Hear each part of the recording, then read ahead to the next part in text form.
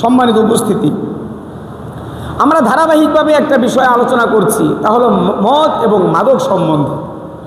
মদ আর মাদকতা আল্লাহ রাব্বুল আলামিন হারাম করেছেন, কিয়ামত পর্যন্তের জন্য হারাম করেছেন। রাসূল আলাইহিস সালাম অসংখ্য হাদিসের মধ্যে মদ আর মাদকতার কুফল, তার অনিষ্টতা, তার ধ্বংসাত্মক পরিণতি সম্বন্ধে আলোচনা করেছেন। রাসূল সাল্লাল্লাহু আলাইহি ওয়াসাল্লাম ইরশাদ করেছেন যে সমস্ত নেশাকর দ্রব্য এটা হারাম। রাসূল আলাইহিস সালাম বলেছেন যে মা ইয়াসকুরু কাসীরুহু ফাকালিলুহু হারাম। যেই নেশা অনেক পরিমাণ পান করলে, অনেক পরিমাণ সেবন করলে নেশার সৃষ্টি হয়, যেই দ্রব্য অনেক পান করলে নেশার সৃষ্টি হয়, ওই জিনিস অল্প পান করাও হারাম। কেউ বলতে পারে যে আমি তো এত খাই নেই, অল্প একটু পান করছি, এক পেয়ালা, আধা পেয়ালা, এক চুমুক, আধা চুমুক, এক ঢোক, এক টান দিয়েছি। না, যেই জিনিসের 2 টানে 5 টানে 10 টানে নেশা সৃষ্টি হয়, ওই জিনিসের এক টানও হারাম। যেই জিনিসের 1 বোতল পান করলে নেশা সৃষ্টি হয়, তার 1 ফুটা এই জিহ্বায় আর এই ঠোঁটে লাগানো হারাম। যার সামান্য কিছু নাকে প্রবেশ করানোর দ্বারা, যার অনেক পরিমাণ নাকে প্রবেশ করানোর দ্বারা, যার ঘ্রাণ নেওয়ার দ্বারা নেশার সৃষ্টি হয়, তার অল্প একটু ঘ্রাণ নেওয়া এটাও নিষিদ্ধ। ঘ্রাণ নাকে টেনেও নেশা করে। ছোট ছোট বাচ্চাদের দেখা যায় পলিথিনের মধ্যে, ফুলানো পলিথিন, ভিতরে বাতাস ভরা, এটা নাকের মধ্যে মুখের মধ্যে নিয়ে কী করতে থাকে? কি এটাও কোনো জিনিস যা নেশা সৃষ্টি করে। সেটা চাই স্যান্ডেলের জোড়া লাগানোর আঠা হোক, সেটা সুপারগুলো হোক, অথবা অন্য কোনো আঠা হোক, আঠা দ্রব্য হোক, অথবা যে কোনো জিনিস নেশার সৃষ্টি করবে। প্রচুর পরিমাণ পান করলে, প্রচুর পরিমাণে সেবন করলে যদি নেশার সৃষ্টি হয়, রাসূল আলাইহিস সালাম বলেন মা আসকারা কাসীরুহু ফাকালিলুহু হারাম। যার প্রচুর পরিমাণ পান করলে, সেবন করলে নেশার সৃষ্টি হয়, তার সামান্যতম পান করলে, সেবন করলেও এটাও হারাম হিসেবে সাব্যস্ত হবে। রাসূল আলাইহিস সালাম বলেছেন আল খামরু হারামুন বিআইনিহি কালিলুহু ওয়া কাসীরুহু। যে খামর এটা পুরাটাই নাপাক, পুরাটাই হারাম, চাই তার বেশি হোক আর কম হোক। তার বেশি হইলেও কাসীরুহু ওয়া কালিলুহু, তার কম পরিমাণ, বেশি পরিমাণ হোক আর কম পরিমাণ হোক, নেশাকর দ্রব্য পুরাটাই হারাম। কারণ তা মানুষের আকলকে, বিবেককে বাধাগ্রস্ত করে, বেকারগ্রস্ত করে দেয়, এটাকে স্থবির করে দেয়, তার চালিকা শক্তি সে নষ্ট করে দেয়। আর আকলকে আকল কেন বলা হয়? আকলকে তো আকল এই জন্যই বলা হয় যে সে খারাপ কাজ থেকে মানুষকে বাধা প্রদান করে। আকলায় আকিল, আকলান শব্দের অর্থ হলো যে বাধা প্রদান করে মানুষের আকলকে, মানুষের বিবেককে।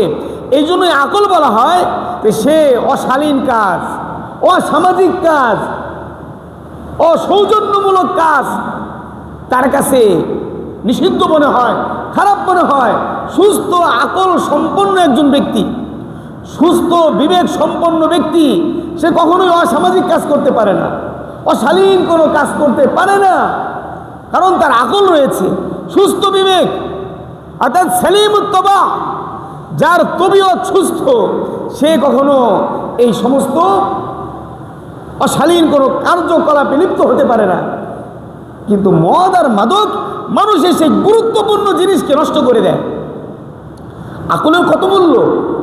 সাইয়েদুনা হাসান আল বসরি রহমতুল্লাহ আলাইহি, দুনিয়ার ইতিহাসের এক শ্রেষ্ঠ বুজুর্গ, এক শ্রেষ্ঠ আলেমে দ্বীন, উনি বলেছেন যে আকল অর্থাৎ বিবেক এটা পৃথিবীর সবচাইতে মূল্যবান বস্তু, সবচাইতে মূল্যবান বস্তু।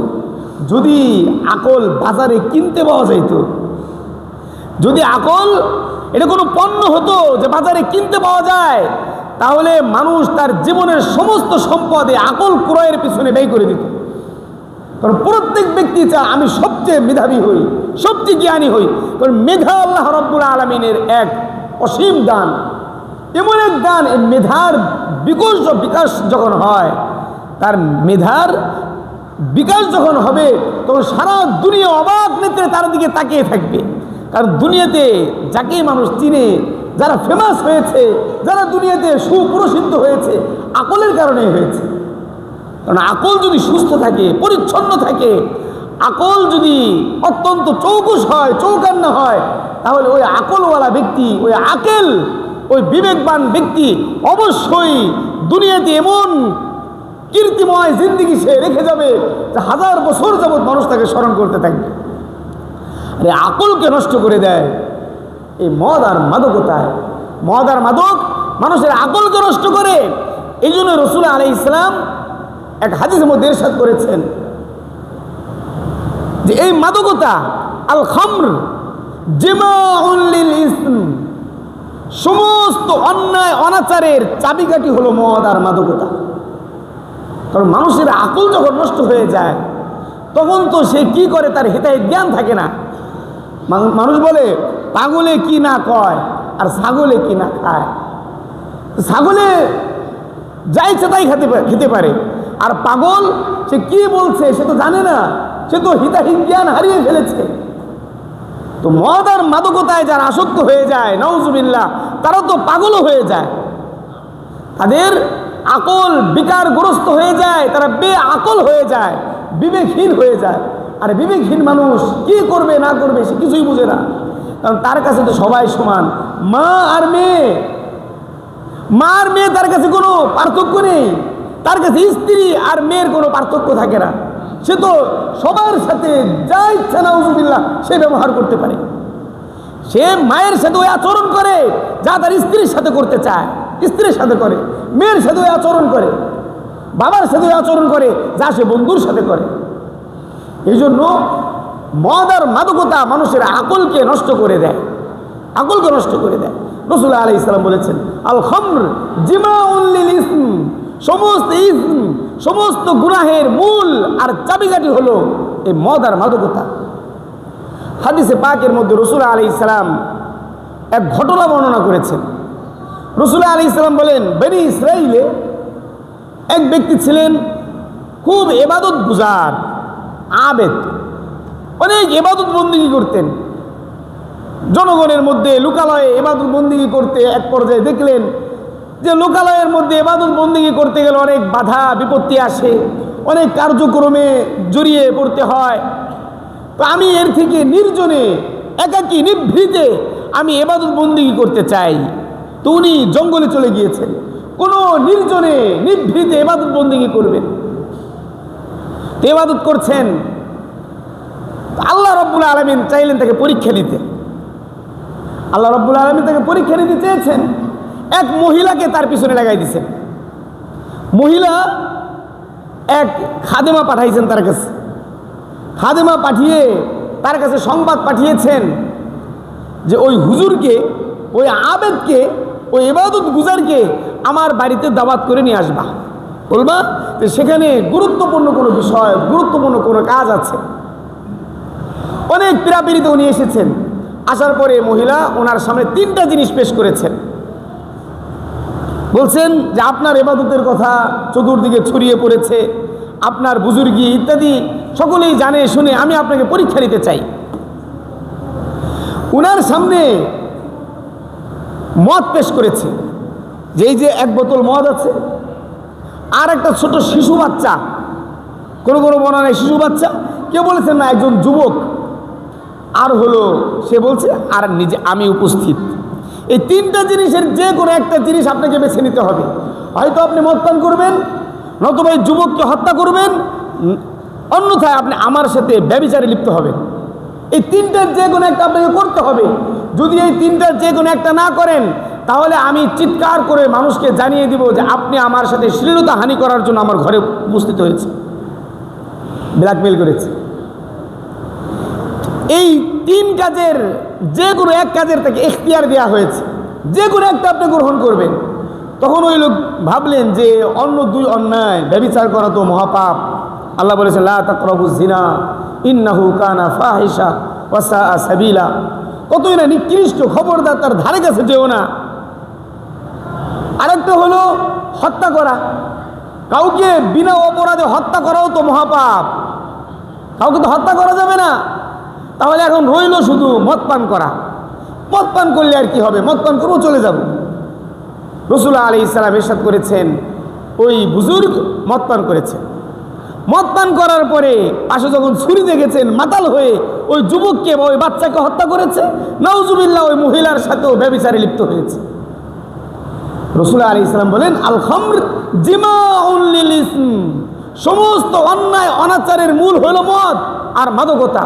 কারণ সে যখন মাদকাসক্ত হয়েছে, মাতাল হয়েছে, বিবেক তার নষ্ট হয়ে গিয়েছে, হিতাহিত জ্ঞান যখন হারিয়ে ফেলেছে, এখন সে এক অন্যায়ের জায়গায় তিন অন্যায় করেছে।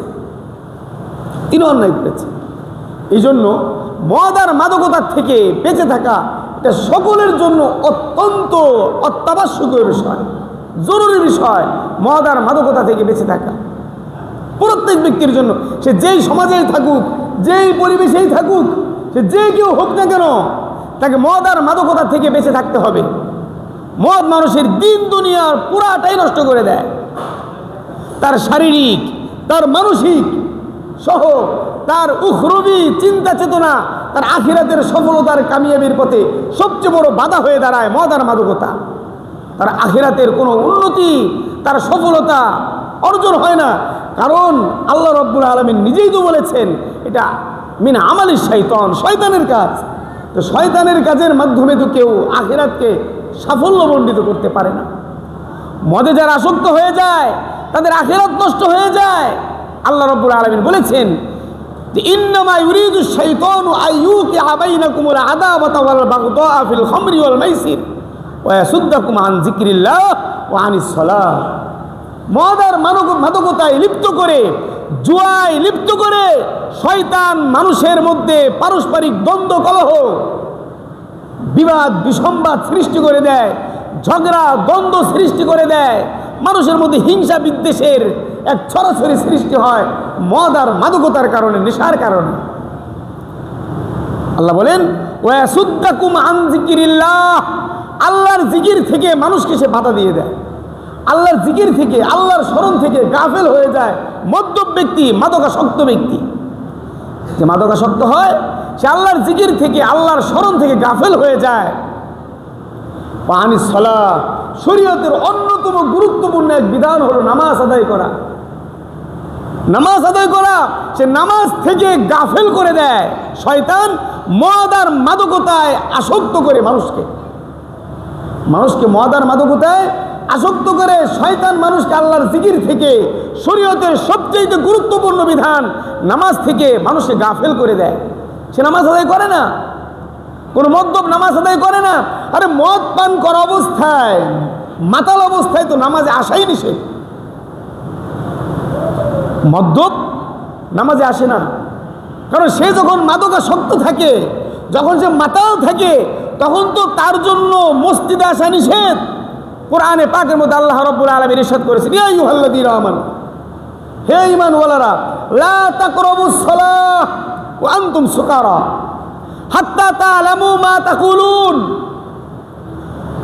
যদি নাউজুবিল্লাহ তোমরা মদে আসক্ত হয়ে যাও, মদ পানে বুধ হয়ে থাকো, মদের নিশা অবস্থাতে মসজিদের ধারে কাছে যাবা না। লা তাকরাবুস সালাহ, নামাজের নিকটবর্তী হতে পারবে না। কারণ যখন মানুষ মাতাল হয়ে যায় তখন তার অজু থাকে না। মাতাল হয়ে গেলে অজু নষ্ট হয়ে যায়, অজু ভঙ্গের কারণের মধ্যে আছে মাতাল বা অচেতন হয়ে যাওয়া। তো মদ পান করলে তো মানুষ মাতাল হয়ে যায়, অবচেতন হয়ে যায়, চেতনা হারিয়ে ফেলে।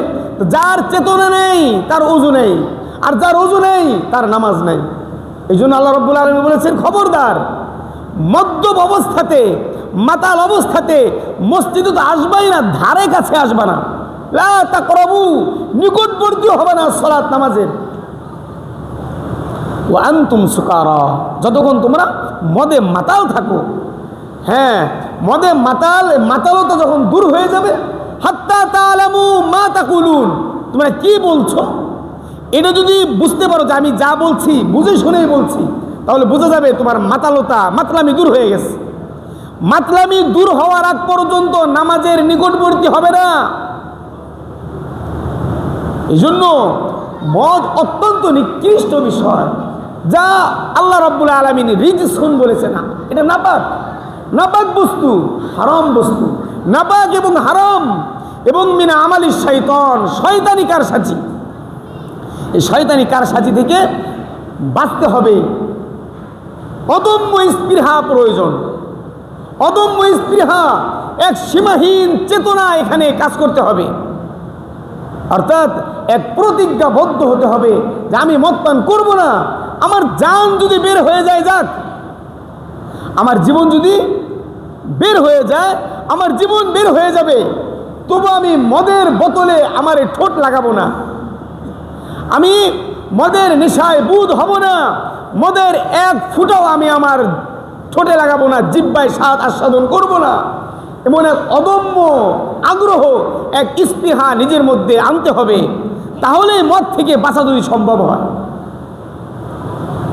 তো মদ আর মাদকতা মানুষের ইমানকে এতটাই নিচু পর্যায়ে নিয়ে আসে। রাসূল আলাইহিস সালাম এক হাদিসের মধ্যে ইরশাদ করেছেন, মানুষ যখন মদ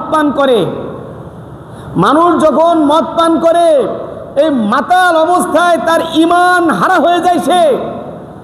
মানুষ যখন জিনা ব্যভিচার করা অবস্থায় সে ঈমান হারা হয়ে যায়। নাউজুবিল্লাহ, ওই পরিস্থিতিতে যদি তার মৃত্যু হয়, রাসূল আলাইহিস সালাম বলেছেন, তাহলে সে বেঈমান অবস্থায় মৃত্যুবরণ করল। হাদিসের মধ্যে রাসূল বলেন, যখন মদ পান করে তখন তার ঈমানটা তার দেহ থেকে বের হয়ে উপরে শূন্যে ঝুলতে থাকে। মানুষ যখন জিনা ব্যভিচার করে তখন তার ঈমান হারা হয়ে তার ঈমান উপরে ঝুলতে থাকে। যদি ওই অবস্থায় তার মৃত্যু হয়ে যায়, নাউজুবিল্লাহ, তাহলে সে ঈমান হারা হয়ে বেঈমান হয়ে তার মৃত্যু হয়ে গেল, বেঈমান অবস্থায়।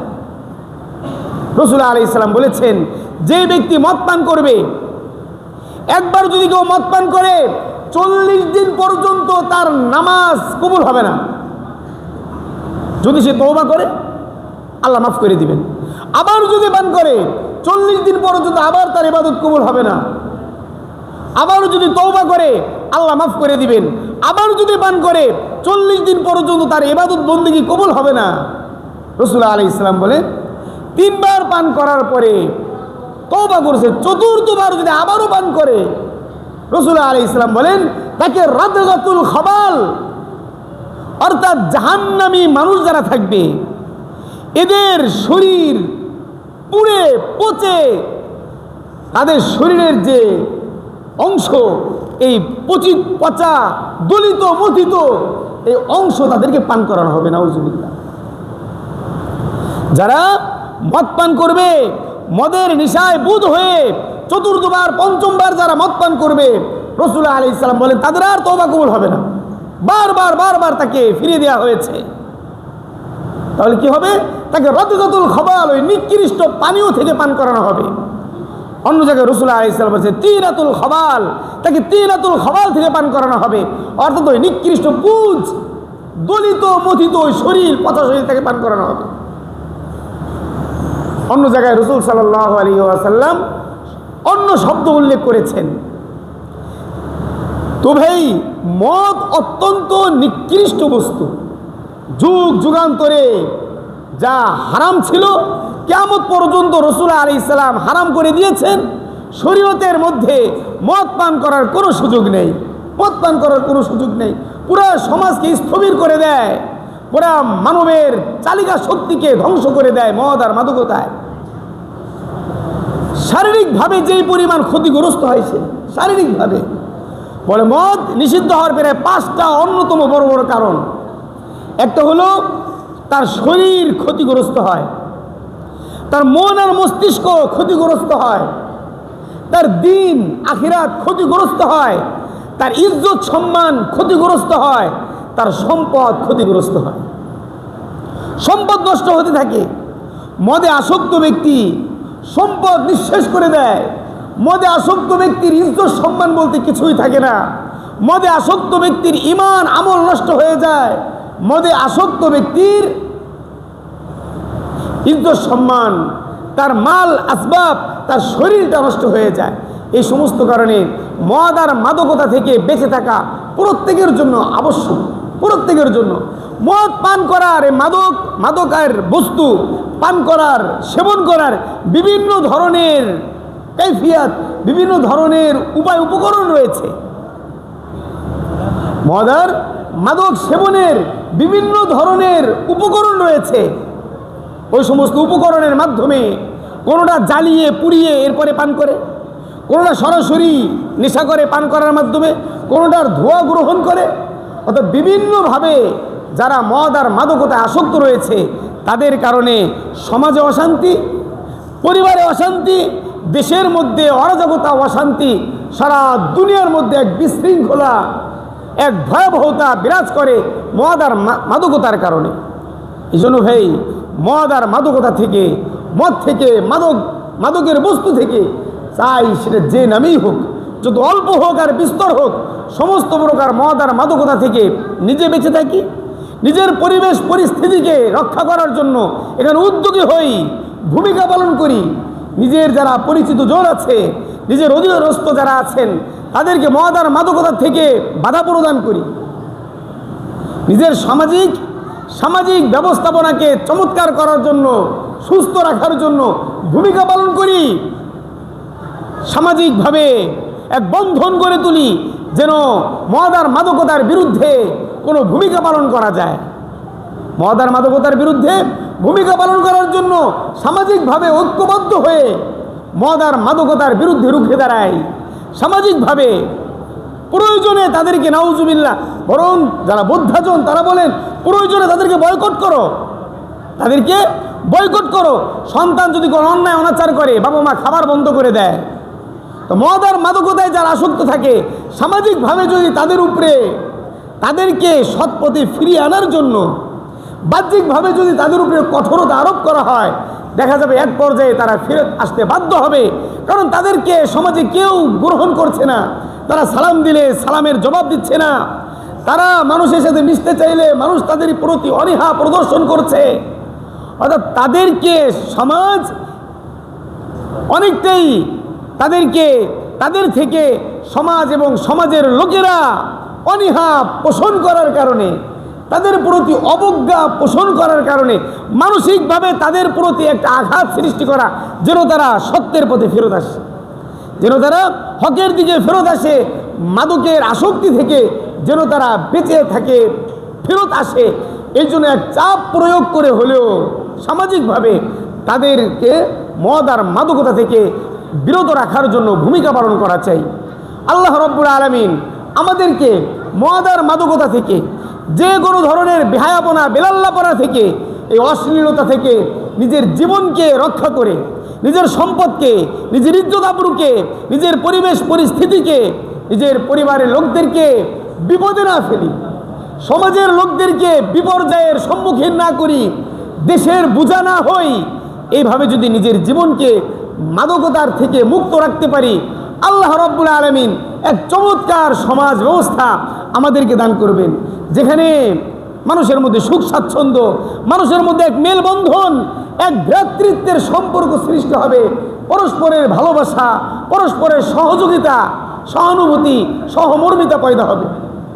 কারণ মদ আর মাদকতা তো একজনের সাথে আরেকজনের রেষারেষি, একজনের সাথে আরেকজনের শত্রুতা, একজনের সাথে আরেকজনের হিংসা বিদ্বেষ সৃষ্টি করে দিয়েছে।